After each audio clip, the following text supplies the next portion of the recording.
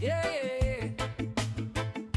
That Crew Podcast Network presents and speaks with Queen Mother Dr. Chen. Live every first and third Thursday at 8 p.m. AST. Culture, healing, heritage, spirituality, Caribbean roots and African diaspora rising. From St. Croix shores to the world so wide, Queen Mother Dr. Chen brings truth with pride. Culture in the rhythm, wisdom in the sound, healing for the people, roots in sacred ground. She keeps the story, she keeps it alive. African diaspora, we rise and thrive. Caribbean voices, bold and free, honoring ancestors, shaping destiny. As we speak, so let the people know, culture and healing in a reggae flow.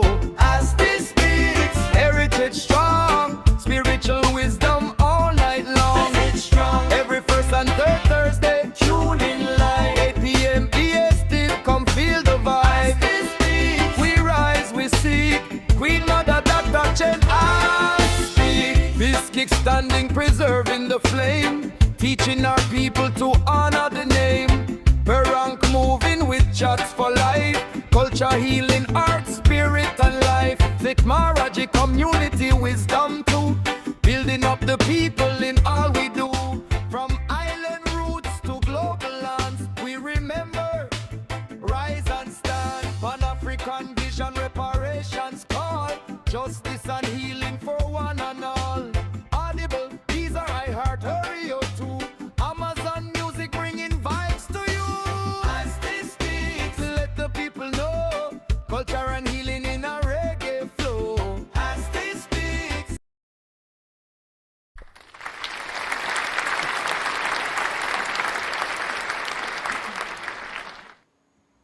And greetings. Hotep, welcome yet again. We're going to have a wonderful broadcast tonight because we have a guest that's going to give us some powerful energy, wonderful thought engagement that is actionable, right? Things that we can do right now. So, welcome yet again to another live broadcast of Speaks Building a New Legacy. This is your host, Queen Mother, Dr. ChenziRa. I am really excited to be able to start as we customarily do Amasu and Panter sa Uksu Emitran Panter Auda Maketi Pahuda. And all I'm saying to those in the back of the class, as well as in the front of the class, in the meta nature, and the way that we're able to pronounce it through this lingua that we're graced with now, is we give thanks and praise to the one most high. We live each day daily for the one most divine, and we shall do it tomorrow just as we do it today. Because there's things that we will be saying tonight that may be so truthful that they will not come across with the sweetness and the medicinal touch that's always layered in some of our words. Because we're speaking truth as power, and we're speaking of things that are linked to culture, healing, arts, technology, and spirituality, always giving reverence, honor, glory, praise to our ancestors and the creator therein by all the names that we use. And I want like to make sure I highlight that. So I'd like to bring in Nana Kofier of the Sankofier of Jamaica. And I think it's really important. You can still hear us? I can still hear you. And I can hear you too. So I really Absolutely wonderful. So I'm grateful that we are able to have this opportunity to share some words together. There earlier, what I did is I had started to read from one of your pieces from 2024, which was interesting on just in terms of your own legacy of some of your poetic work. So referencing you as the word sound power poetess that you are. You were published author as well. You have, multiple publications. You maintain work in the ancestral, spiritual, initiatory realms, and we're very grateful for what you share in that regard. You do a lot of work in Jamaica, yes, but your reach is global, and we're Thank very you. for that also. And then being a cultural steward and educator, like you know all of these different nuances of the cultural, won't say folklore, won't call it myth, but the real wisdom, that one of Jamaica and how it shows itself across air, fire, earth, water, spirit for generation upon generation. And I just desired to highlight some of that. We've been having some powerful conversations, reasonings, and I just would love for you to share, you know, some of the things that came out of recent activities in Jamaica. We had already started a little earlier, sending our prayers, our That's right. encouraging persons to look for those various links and sites, you know, various embassies. It's like almost every embassy in the world is sending support to our sisters and brothers in Venezuela That's following the, correct. you know, severe earthquakes, and they're still finding many. They've been having miracles of finding even 18-day old children, you know, babies alive with their parents. So I think that the prayers and the actionable engagement, you know, is important. And at the same time, there have been many deaths. So we want to send those prayers, the energy of strength, and encourage those that can, and even those that have small to give small so that it can grow big, right?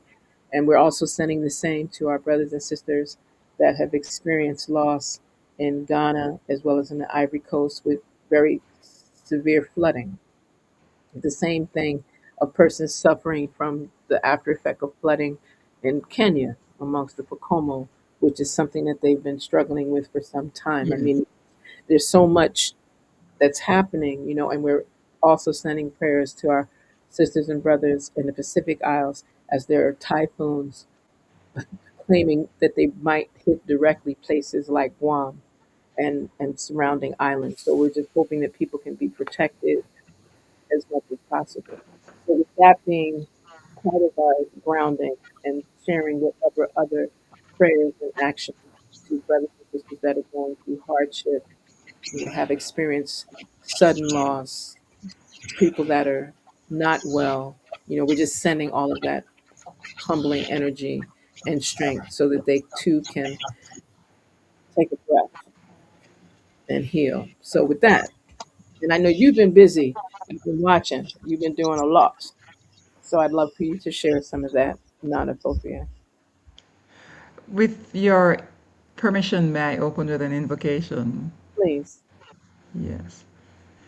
I greet the God of the ages, the God of the now, the God of tomorrow, the God of all time, the God of the heavens, the God of the earth, the God of the fire, the water, the air, the God of the trees, the God of the shrubs, the God of the sun, the God of the moon, the God of the nighttime, the God of the day. I greet the God of the whisper. I greet the God of the shout.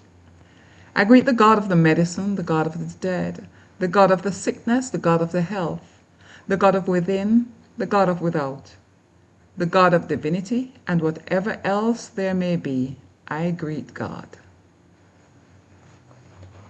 I'll share you well, Kurt. For those in the front or the back of the room, amen. Some of us say amen, Ra.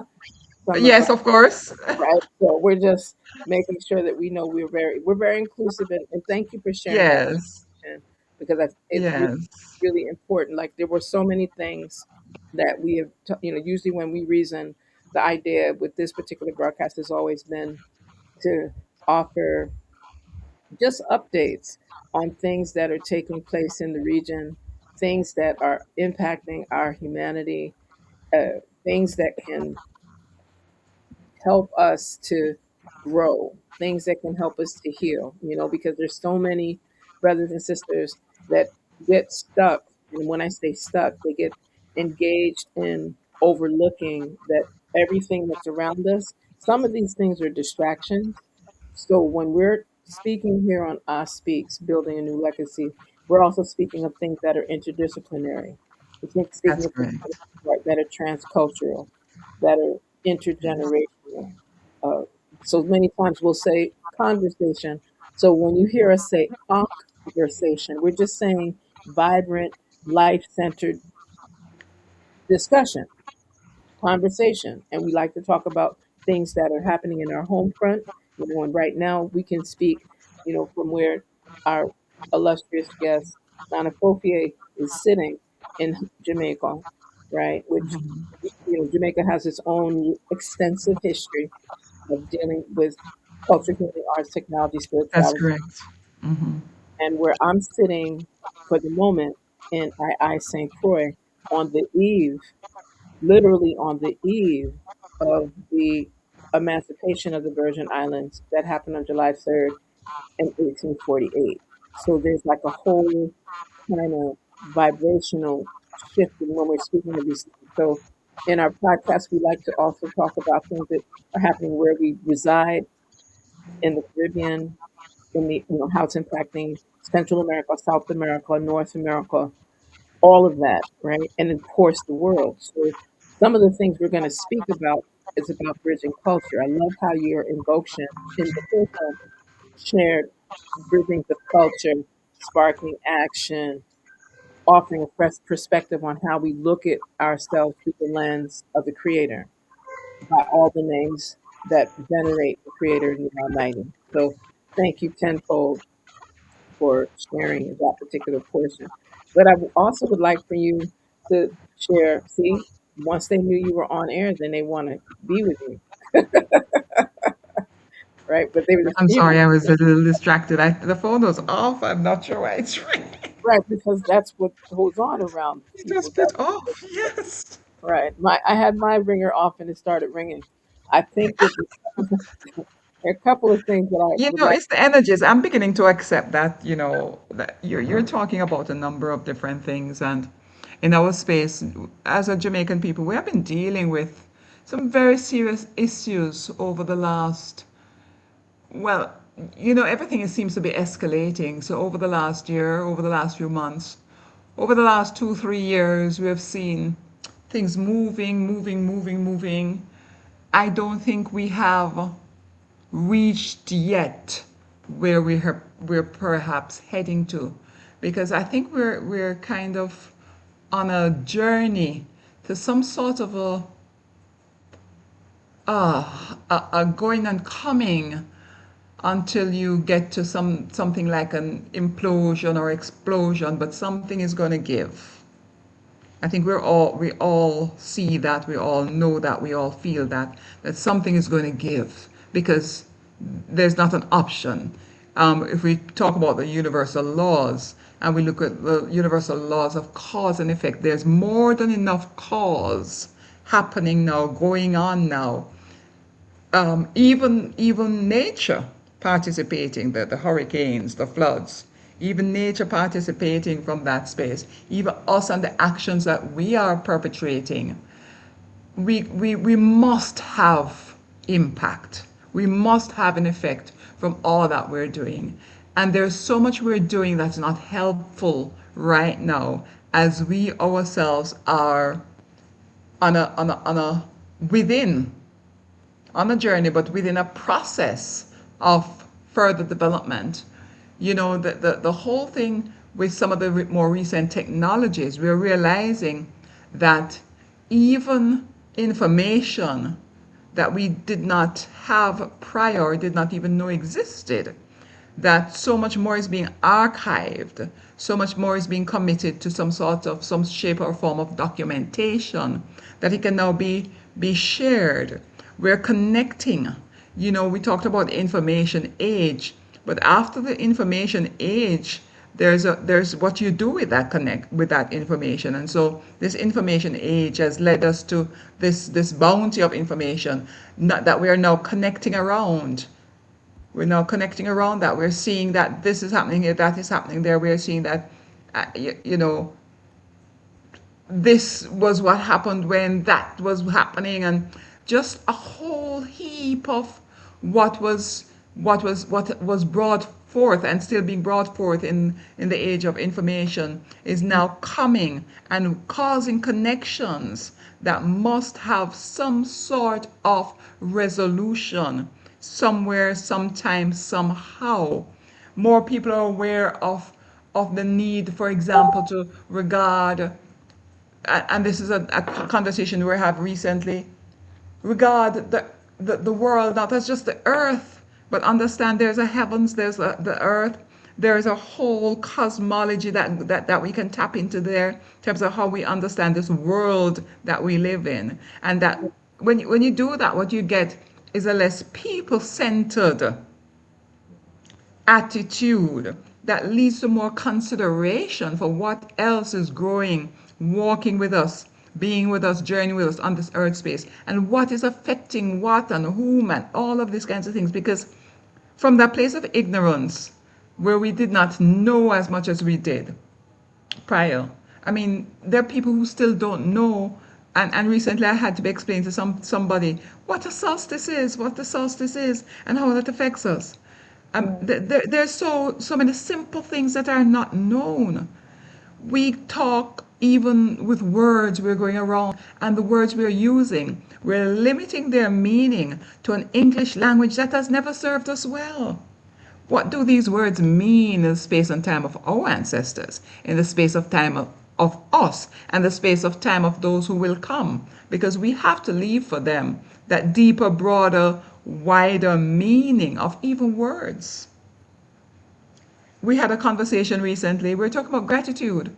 And at the end of the conversation, but I thought it was just to say thank you. And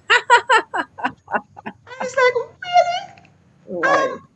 How does that work? I mean, gratitude is so.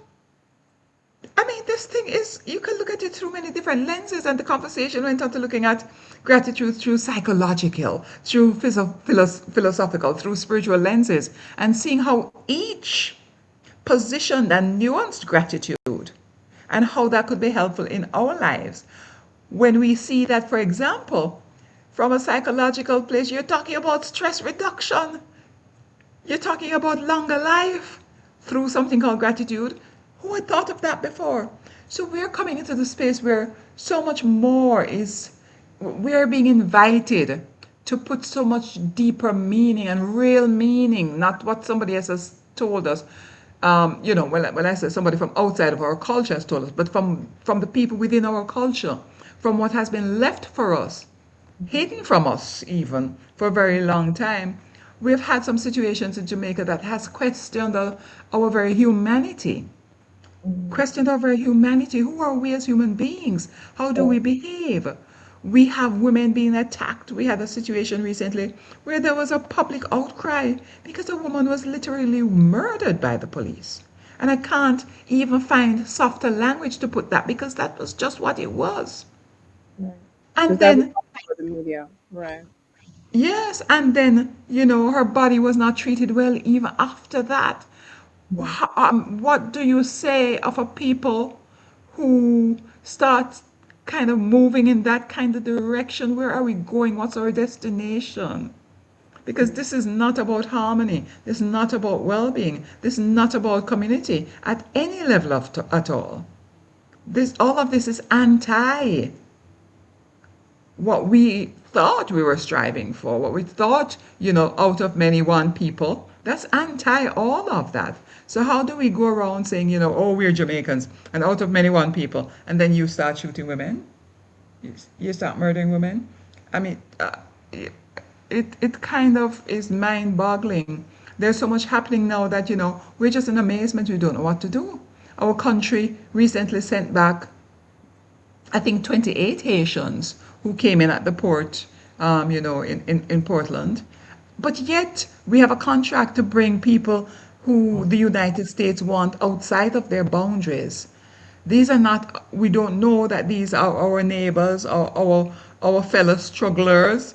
But Haitians are. How do we turn them away and then accept other people? So there's so much happening now, and in a way I'm happy because we have to hold ourselves accountable. So, Yeah. for example, last Tuesday morning in Crossroads there was a gathering of regular Jamaican people saying we are standing up because this is not right. and protesting some of these things that I just talked about. There was a recent discovery that some of the funds that came in for the hurricane, the Melissa funds, were misdirected. How do you do that? Mhm. What Well, does it mean to be human? right, What is the duty of care we have to each other, regardless of what position you're in? You know, when you become a prime minister or a MP, it simply means your duty of care is more. It's a bigger duty of care that you have. right. But More even at the limit of just being one human being to the other, what's our duty of care? I think that you've raised several things that I would like to go through as I'm writing them down. The the lack of humanity that you described in Jamaica. We've had a thrush of, we refer to them as back and forth murders, primarily amongst our men, young boys as well. And had a 14, 15-year old that was in broad daylight at a basketball court, had chains on in front of everyone. Someone just shot him to death, snatched the chains. So his parents, had to lay him to rest. And people knew what was happening, did not wish to speak to the police because of the way that people see the police, like you just described. But at the end of the day, even rules of engagement, if you're going to move mafia, if you're going to move mobster, gangster, if you take a life, you leave the resources for the family to at least lay them to rest properly. You don't there's rules of engagement even in chaos. Yeah. And that went from that to someone else being shot and murdered elsewhere. So we could kind of tell where that went, to it being someone else found on another island, right here in the Virgin Yes, Islands. And and so the community is in a very shock mode, almost to the point of being what people may think is despondent. So again, our humanity is questioned. So people are asking, why are we not, where's the march for that? Or where is the cry out for that? And it's not that people aren't crying out, but people are busy preparing to lay people to rest that they didn't prepare to right, have. exactly, So some people, exactly. there's just so much One that. of the, mhm. Well, please continue, please. One of the things that is being spoken about even as we speak here is, the government recently declared, our government of Jamaica here, through the Ministry of Culture, recently announced that, a delegation was going to be going up to visit with the King Charles, and to engage him in a conversation on reparation. Reparation is above my pay grade. Conversations of reparation are really above my pay grade. They're way above anything that I can understand from a spiritual point of view, even. The, We're I'm gonna come not to that. even sure. I'm not even sure we know what we mean. What does reparation mean? I have, for a short while, it's quite a substantial part of my life, but in the grand scheme of things, of a world and a world order, for a very short time, being engaged with trying to understand ancestry and heritage, trying to understand who I am as a child of a certain set of ancestors, as a child of a general set of ancestors. We talk about African ancestors, but you can probably talk about particular peoples within the African space and connect yourself with whomever resonates with your spirit, whomever your spiritual DNA attaches you with. But in the context, supposing I were to ask one of my ancestors or our ancestors what reparation would mean, if somebody did all of this to you and they wanted to come and say, as we say in Akom, me pau chow, come to say, I'm deeply, deeply regretful, I'm deeply remorseful, I'm deeply sorry. What would that look like? And I don't think it would look anything like what we're talking about today. If you come from a perspective where we all honor, there can people say God put a little bit of himself in everything he created. Mhm. So when you take a ship load of people and you take them across the Atlantic Ocean, And then you discover somewhere along the way that you might have erred in doing that. Who and what have you offended?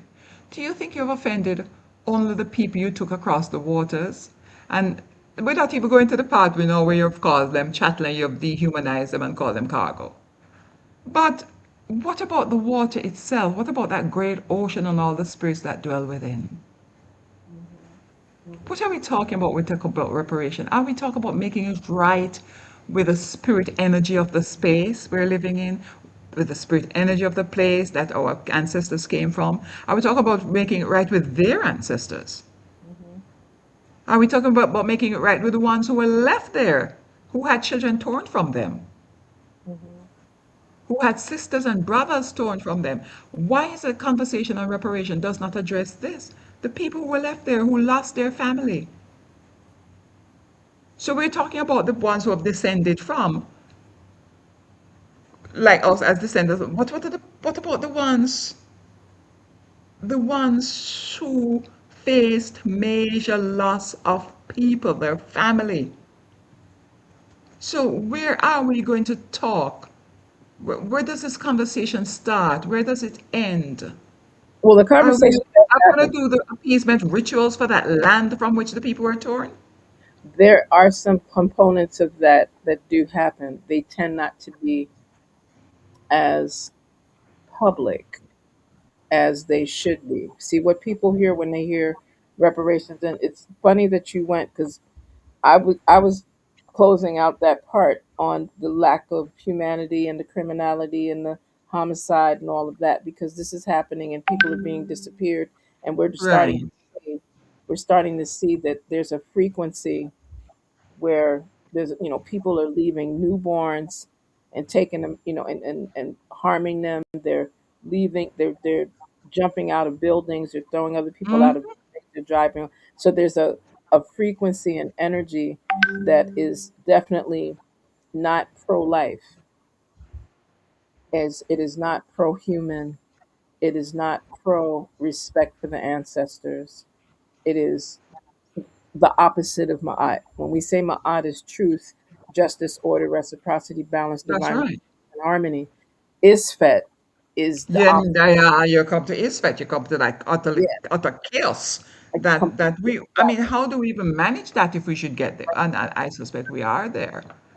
So I wanted to just highlight that there are things that in our human frame, there are some persons that look at reparations and they're still in the 20th century version of reparations, where they're just looking for a check or by now trillions or Googles of dollars. And not to say that there isn't going to be a remuneration or a monetary Exactly. compensation part, because that's part of the system that we're still dealing with.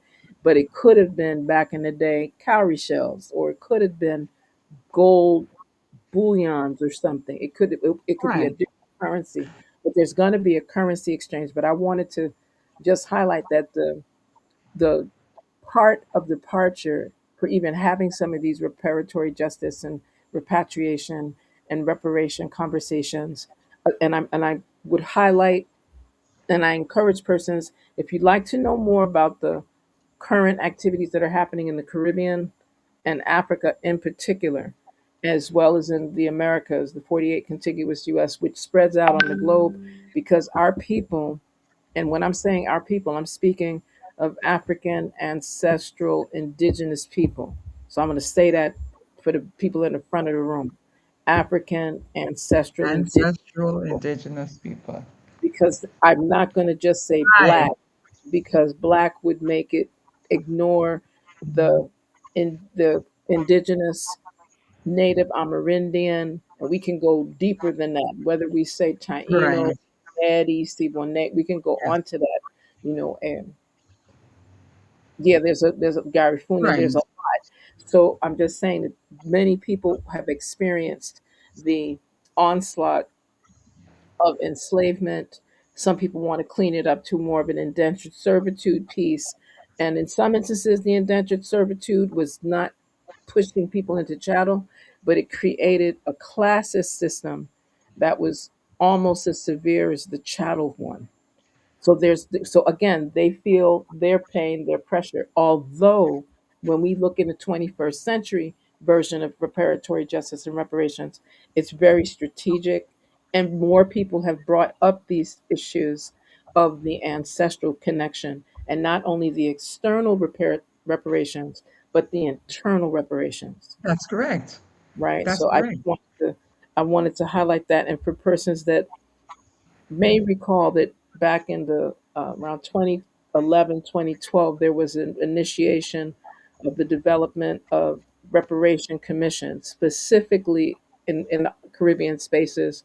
A lot of this coming out from the World Conference Against Racism that was hosted in Durban back in 2001. And then what came out of that, different, the Bridgetown uh, documents, and there was a number of things that happened in the Caribbean that pushed that envelope forward, moving into 21st century Right. on looking at reparations and reparatory justice very differently. Not that it is complete.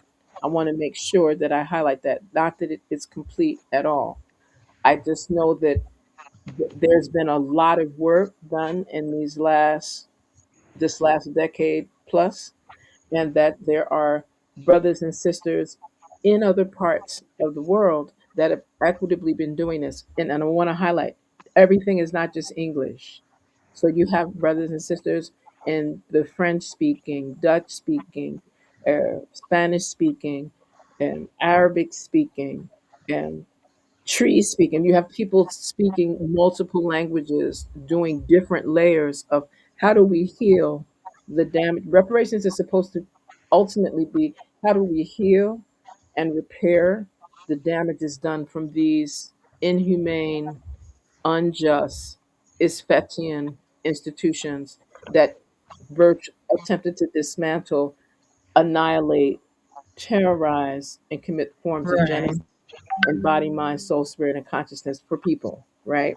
The This CARICOM Reparations Commission and now the manifesto, there was a 10-point plan over a decade ago, and That's correct. it's been updated, and literally the updated version was presented at the Next Steps conference in Ghana the latter part of June, with leadership from CARICOM, leadership from the African Union. One second.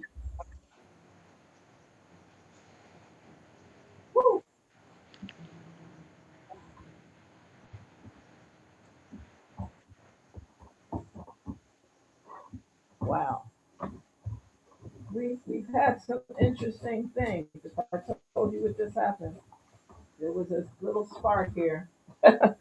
When you see me move like that, it's because I said it was no, it was like fire. Ooh. Or I think maybe what I'm talking about is definitely bringing fire to the level. But I'm just highlighting that there's Well, we do been need that energy of transformation. No joke about that. true, true. And I think that that's And what it's it funny is. because fire is also associated with chaos because it's red. The idea of red with fire also brings the thought of chaos. So it's interesting how that happened just now, Just now. in this conversation. So I'm grateful and thank you, ancestors, for not creating anything further than what I just experienced. And if I see anything else, I'll be like, pause. But but I'm saying it from a place. Yeah, I'm saying it from a place of nurturing, cultivated love. That if we do not rephrase, it's important for us to be in a place where we can have some of these discussions and reasonings, where That's we can correct. put some of, not to say that we won't get emotional, not that people won't get elevated or speak loudly or too soft or be, hand, because we're just, we talk like this. We talk with our whole body. But it's just that the manner in which we reach a solution, it is so important that we all, like you said, understand the process. For some people, reparations is I'm going to get a check. For some people's reparations is I'm going to get free land and I can just sit on it. For some people, reparations is I don't understand it.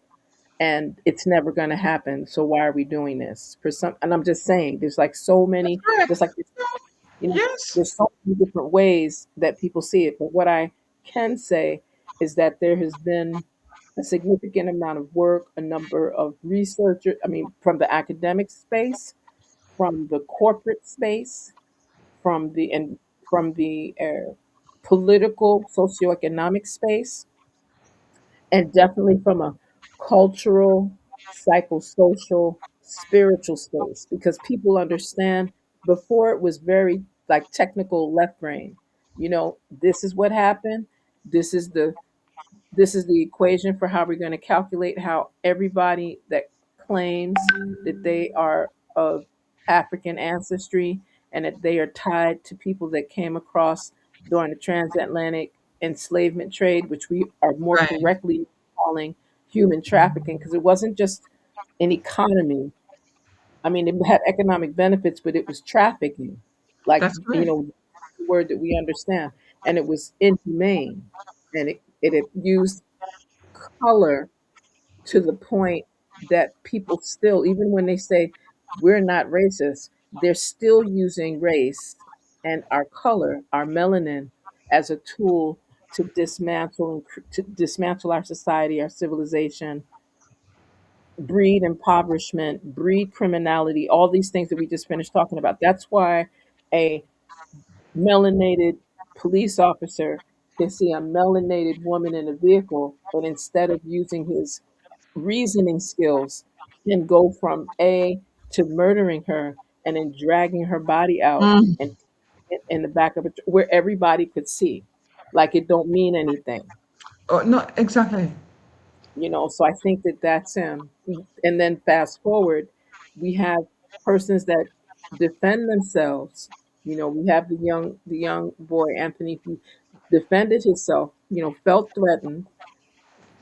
Granted, the manner in which and I always say that maybe he could have stabbed the dude, could have kind of prevented him from attacking him. But I wasn't there. We don't know the fullness of what transpired. He felt he was doing self defense.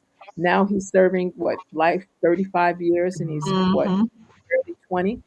But then we have other people that are Eurasian, and they murder people, and they're still out in the street, or convicted felons with 30 something counts that can run countries that are the most powerful in the world. Yes.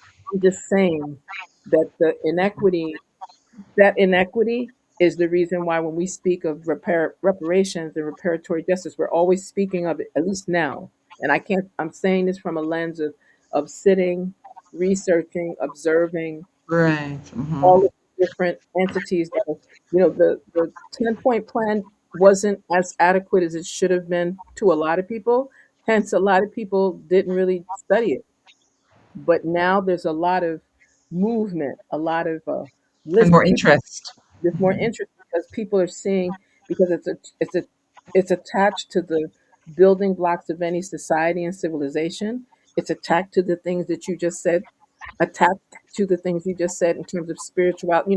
How are we looking at what trauma happened to those royals and village those villages in the continent, that one morning they were living civilization and oneness, and the next morning Next morning, it was everybody was gone. a world that they didn't know how to cope with, Right, the whole new paradigm. right. So some of that is part of some of the social science slash research, anthropological, psychological research that a lot of persons have been exploring, and they were writing about this from like the late 1800s. It's just that many times it was in languages that those of us on this side, there was no connection.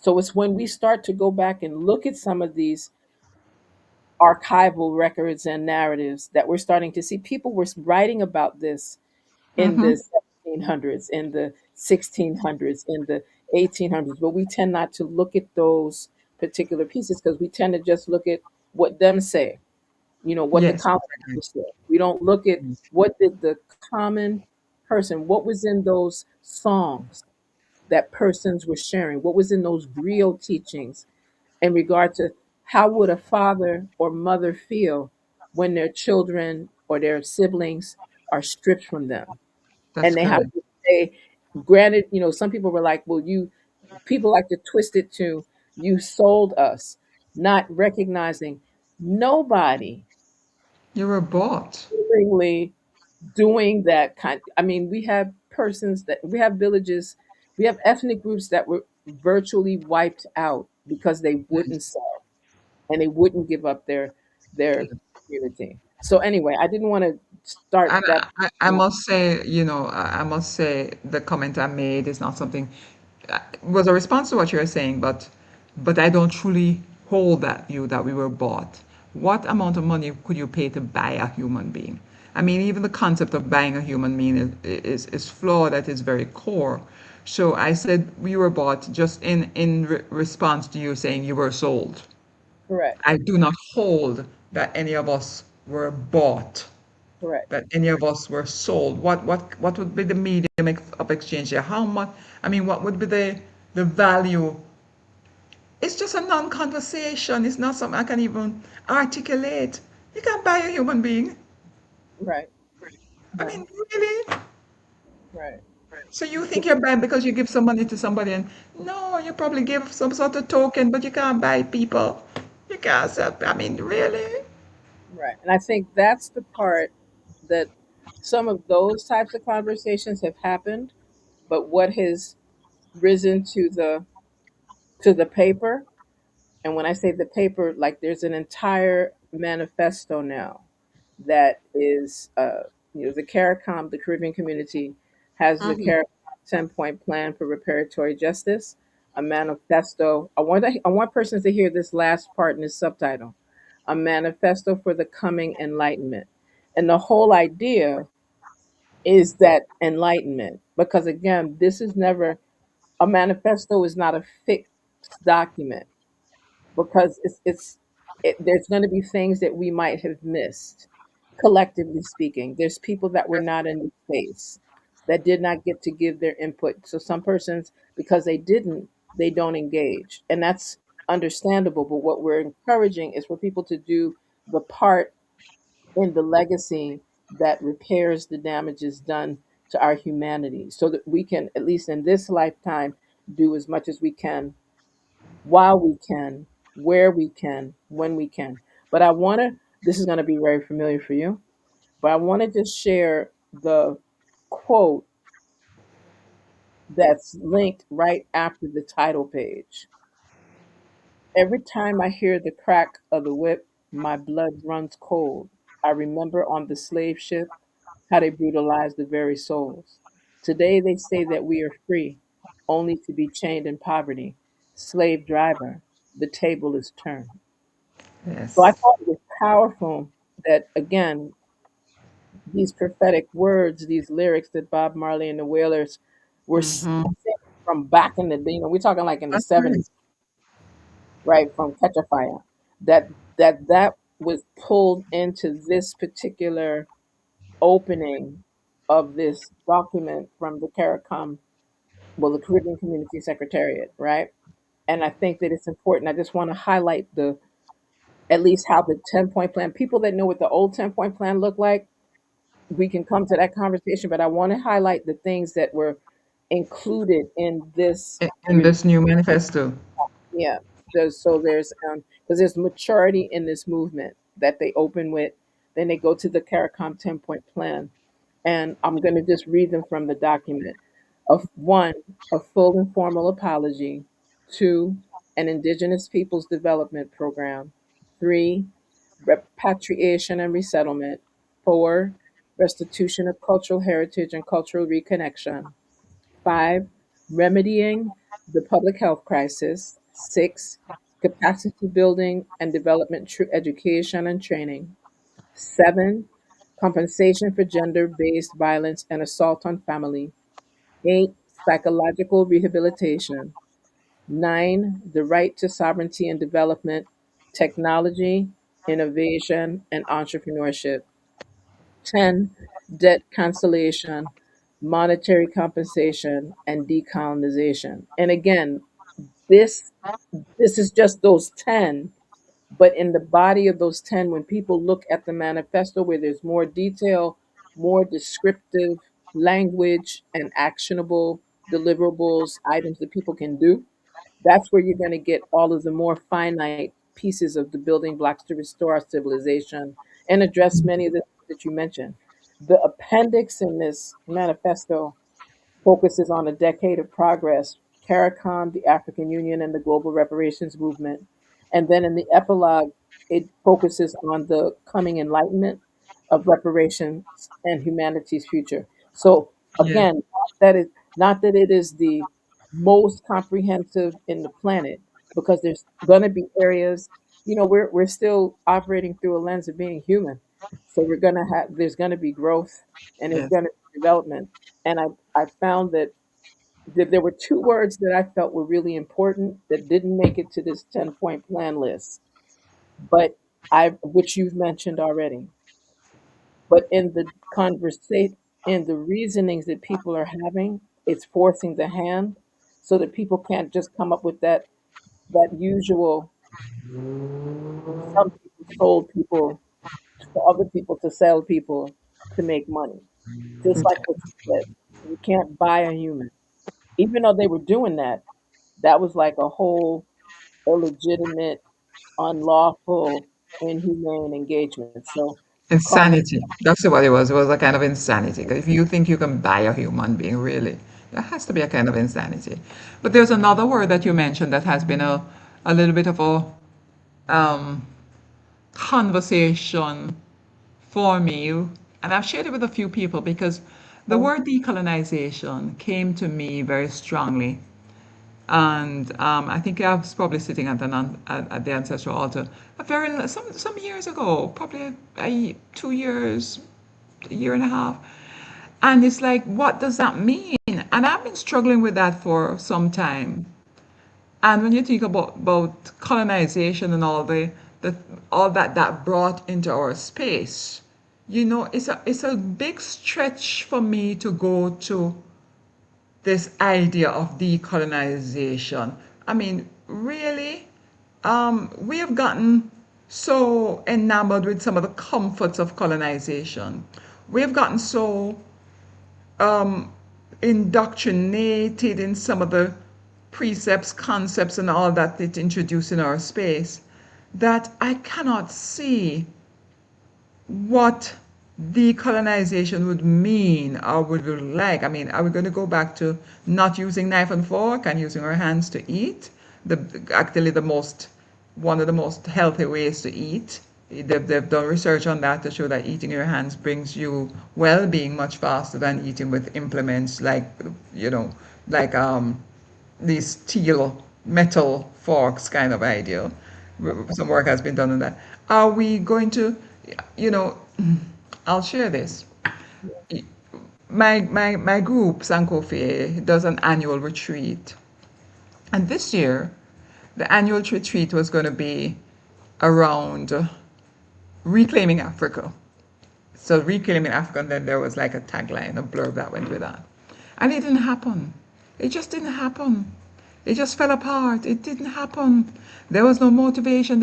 It's like I just could not, it just did not happen. Not because I planned for it not to happen, and so I had to sit with it. How does this work?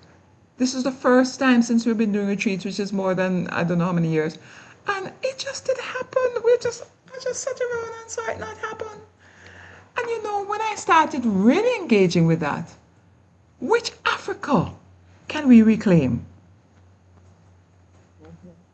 And Africa is a continent, but like in the Jamaican space, our ancestors came.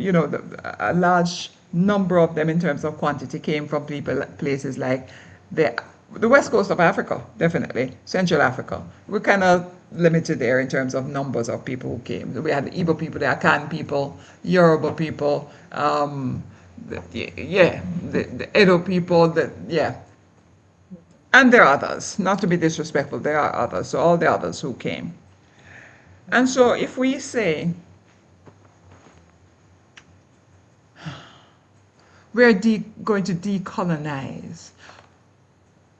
Well, let me go beyond that. If we say we're going to reclaim Africa, what are we talking about? A lot of those countries now, many of these countries now, are Christian countries. We don't need to go reclaim that. It wasn't even ours first. So what are we going to reclaim? The small, small, tiny part of these countries that still engage with their traditional systems, which is under fire. In was it Nigeria? I was reading something. I think it was in Nigeria. Or was somebody took a priest, the traditional priest somewhere, and says, "Well, do this." You know, some sort of what priests do kind of thing. And under that kind of pressure, he said, "Well, do this." You say yours, so do this. Do you carry minister of religion to the river and tell him to part the river? I mean, really? Because Jesus part the river. Do you do that? So why are you doing that to the traditional priest?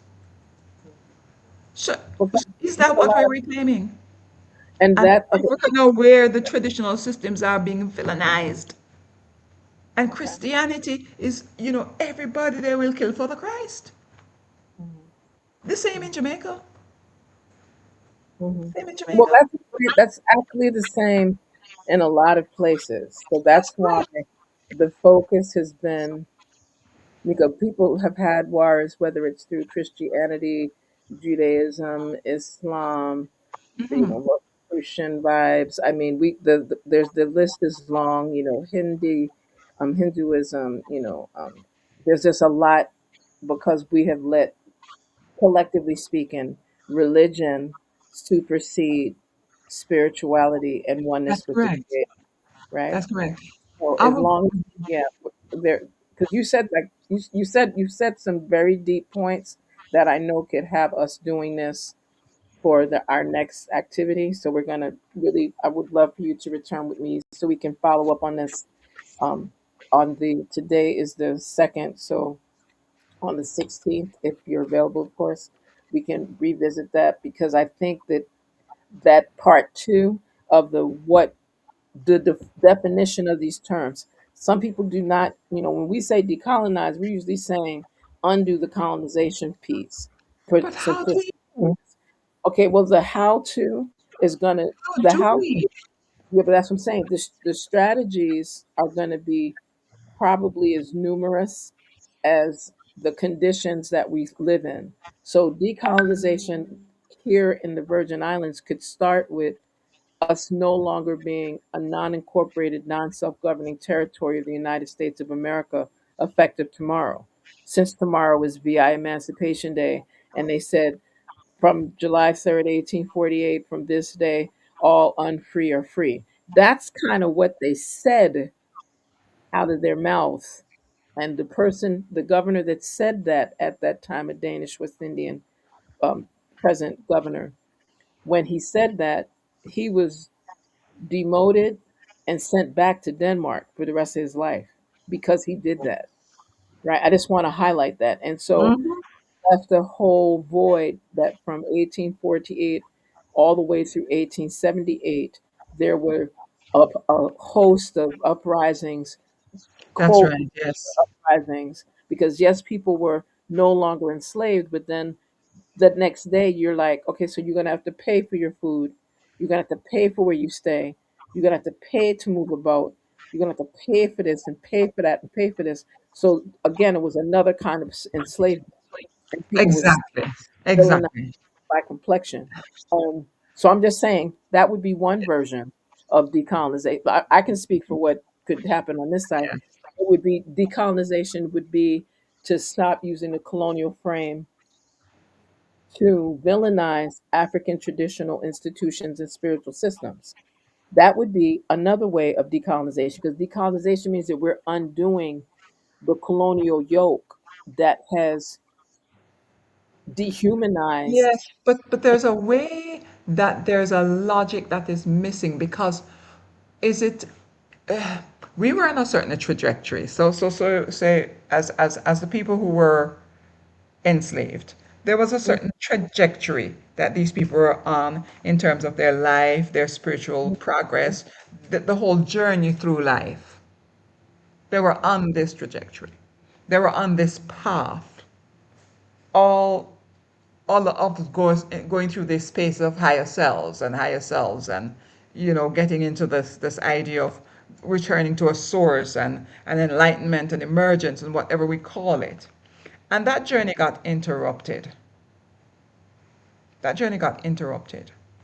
It got stopped at a certain point because a number of that population of people were removed. So Mhm. you're shifting that trajectory in some ways, and you are redefining these people in some other ways. Mhm. If we talk about decolonization, we can't say we're going to go back to that absolute point where that trajectory shifted. Well, that's not what decolonization means, though. I mean, because it's not to just say we're going to repair or return to the same space where we were, because many people, we've lost so much of that. And just the Exactly. social construct of how we live, back then, people lived in more, in less modern environments, Different in right? different environments. So They I, lived in different environments, right. yes. So the point of departure is going to be slightly different, and the expectations, and maybe expectations isn't the right word, but the elements and the building blocks of how we're moving our civilization forward are going to look different than what they did 50 years ago, 100 years ago, 500 years ago, etc. And part of what has been the cause inside of decolonization for many persons, because we can sit here and do the academic side piece, and then you got to do the spiritual piece, and then there's a political decolonization, and then remember when we're saying decolonization and people But start you see, bringing that's kind of up, colonial thinking, all these separate compartments. well, see, the reason that they're And this is separate, the thing, how do we get our inner selves out of this frame? the same way that we got in it, We we have didn't to unwrap. voluntarily go into it. No, I agree with that. I agree with that. But some of our people Voluntarily go have there. made it the primary mindset of how they engage. So we're That's looking right. at this as a system, and we are still using a colonial system, claiming that we're decolonizing. Ah, now you're where I am. Yeah, I was That there is the what whole I mean. time. I was there the whole time. I just came to it a little. I That was is on the, what I I mean. was on the beachfront. I was on the beachfront. So But you see that is a conundrum there, yeah? yeah, yeah, and I think that that's why, even for the purposes of those listening and tuning in and seeing this conversation, we're hoping that persons can, share your reflections, share your thoughts, and we always encourage for actionable deliverables in your thoughts and your reasonings, because we're going to pause, because I see we're at our 58th minute. And I am grateful that you were able to, even with everything that was shifting what we've done tonight, that you were able to be such an informative, blessed, gracious, I can't say guest, I'll just say that we're having a conversation. You're more like a co-host, because you bring that kind of energy to what you do, Nana. You. Yeah, and I mean, persons, just for the record, when you hear me say spirit sister, I'm speaking of Nana Fofie, because we've known each other a while, a lot longer than usual, and we're able to have these types of discussions. So you see how we can be in different spaces of how we bring this information out. So for persons that need to know more, would like to know more about the CARICOM Reparations Commission, you can just Google CARICOM Reparations Commission, and you'll be able to get to their website. You can reach out to the CARICOM community, caricom.org, and a lot of these new pieces of information that I was sharing tonight are available. And at the same time, there are a number of organizations that you'll see listed in these respective spaces. You'll see people referencing the African Union, you'll see people referencing different reparations organizations, the Caribbean Pan African Network, the Emancipation Support Committee of Trinidad and Tobago. And let me be specific. The CARICOM Reparations Commission has representation in all of the CARICOM member nations. States. That's correct. Yeah, so I think as well as those that have associate membership to CARICOM. So that's why that's one of the reasons that the Virgin Islands, the U.S. side as well as the Virgin Islands, UK side, have a lot of involvement and engagement with CARICOM because it's one of the long-standing entities that provides some because we're too small by ourselves. So as a region, then we move closer to having a little more body in terms of being involved in these types of regional, national, regional, and international activities. So any moving forward remarks for the closure you'd like to share, Spirit Sister? I was listening to you, and I'm thinking you were saying, we're too small as one, but the strength of African people and indigenous peoples and peoples who actually live in balance, as the strength of these people have always been in the collective rather than in the individual. Yeah. I think that's important to cite in the collective rather than the individual. And with that, we're going to just encourage people to remember. Thank you so much, Nana Fofia. We're going to do My this pleasure. part. We'll have part next. We won't call it part two. We'll call it part Great. next. Yes. Because I'd love to talk in the next part about the rise in the feminine energy right now, the divine feminine principle, and how we're seeing that play out even in the murder of this woman, in this full moon where Mars just entered Venus or something like that. Talk about divine feminine, divine masculine. I'd love us to talk about some of that because we're shifting from this patriarchal space Right. where we need the matriarchal energy to rise, not to knock down the patriarchal energy, but to put a balance, Right. to create a balance for that. So, And with yeah. that, we should have had our infomercial for Pan African Women's Day happening in Los Angeles on August 8th. I'm just saying, since August Excellent. 9th is Pan African Women's Day. And the Pan African Women's Organization actually existed an entire year and change before the formation of the Organization of African Unity in the 1950s, that we now call that is more, has transformed into or grown into the African Union. So we're going to talk Yeah. about those. So just Yes. audience, viewers, keep us on task. You heard what we said we're going to talk about in our next gathering. So again, Culture Heals Humanity Land is our foundation, and spirituality is part of our grounding always. You are a house of life. You are really, when we say parent ankh, we're just saying house of life. And that's what we're encouraging persons to remember and reflect on in all of the systems that you follow, that always give the reverence, respect, nurturing, and cultivated love for the Creator and all of our ancestral legacies in that regard. Yes, so just keep in mind that we are here with Oz Speaks, building a new legacy. This has been your host, Queen Mother Dr. ChenziRa. I'm always honored whenever I have my spirit sister, Nana Fofier of the Indeed. It's always a pleasure to talk together. Blessing. Always a pleasure. And I really just encourage persons, just alafia, blessings, woo, hotep, stay peaceful. And till the next time, stay on the rise. Yeah. Yeah. Blessings. Blessings and salutations.